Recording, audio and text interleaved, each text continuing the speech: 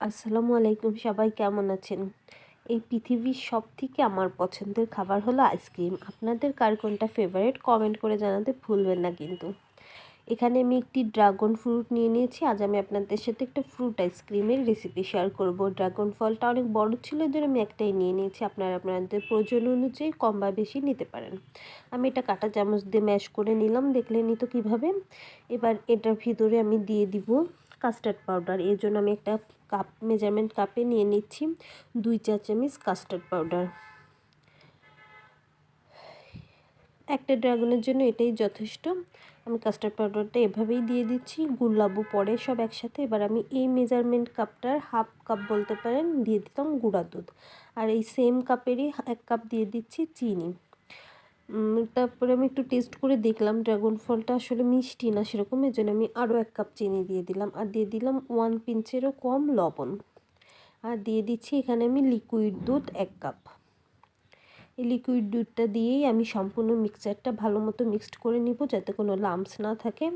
খুব ভালো মতো আমি এটা চুলা না জ্বালিয়ে নিচে রেখে মিক্সড করে নিচ্ছি। যে ফ্রাই প্যানে আসলে রান্নাটা করব প্যানে, সেই প্যানটাই আমি একবারে দিয়ে সব কিছু মিক্সড করে নিলাম। এবার আমি এটা চুলায় বসিয়ে দিচ্ছি। চুলায় বসিয়ে দিয়ে আমি প্রথমে একটু হাই ফ্লেমে দিচ্ছি, তারপরে আমি ফ্লেমটা কমিয়ে দিব। মিডিয়াম টু হাই ফ্লেমে আমি এটা রান্না করে নিব। দেখুন এটা এখন গরম হয়ে আসছে, আর এটা কিন্তু নাড়িয়ে যেতে হবে অবরত, যেহেতু কাস্টার্ড পাউডার দেওয়া আছে নিচে থেকে লেগে যেতে পারে। এর জন্য অনবরত নেড়ে চেড়ে এটাকে ঘন করে আসা পর্যন্ত আমি এটা জাল করে নিচ্ছি। কালারটা দেখলে কিন্তু খুবই ভালো লাগছে। দেখুন এটা কিন্তু ন্যাচারাল কালার, কোনোই কালার ইউজ করা হয়নি, কিন্তু এটা ড্রাগন ফলের নিজস্ব কালার। আপনারা চাইলে হোয়াইট দিয়েও তৈরি করতে পারেন, সেক্ষেত্রে আইসক্রিমটা হোয়াইট কালার হবে। আমি ভাবলাম একটু কালারফুল আইসক্রিম বানানো যাক আজকে। আর ন্যাচারাল কালারের কোনো কথাই নেই, শরীরের জন্য তো ফল অনেক ভালো।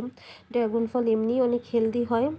এবার আমি এটা ছেঁকে নিলাম সব বিচিগুলো, আর যদি কোনো গুটিলি থাকে সেগুলো সব বেরিয়ে গেল। এবার আমি এটা নেড়ে চেড়ে ঠান্ডা করে নিচ্ছি। একদম রুম টেম্পারেচারে যখন চলে আসবে সেই পর্যায়ে আমি এটা বিট করে নিচ্ছি। মিডিয়াম ফোর্সে দিয়েই আমি বিটটা করে নিচ্ছি।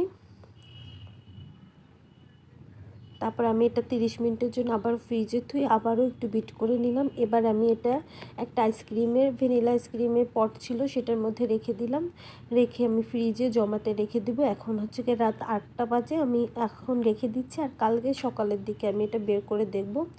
আমি বের করে 1 চামচ খেয়ে টেস্টও করে নিয়েছি। এবার আপনাদের সাথে শেয়ার করছি, দেখুন কতটা ক্রিমি হয়েছে, কোনো ক্রিম ছাড়াই আইসক্রিমটা। আমার তো ভীষণ মজা লেগেছে খেতে, আমার বাচ্চারাও খুব পছন্দ করেছে। যেমন কালারফুল তেমন খেতেও ভালো, আর যেমন হেলদি তেমন টেস্টি। এই আইসক্রিমের কোনো তুলনাই হয় না।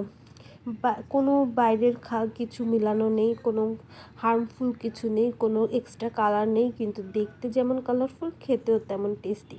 আমার মতো কেউ আইসক্রিম পাগলি আছেন?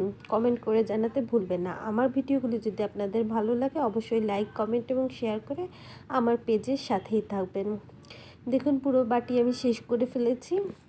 খেয়ে আইসক্রিম পেলে আমার আর কিচ্ছু লাগে না, চেটে পুটে সম্পূর্ণটুকু আমি খেয়ে নিতে পারি। সবাই ভালো থাকবেন, আমার জন্য দোয়া করবেন। আল্লাহ হাফেজ।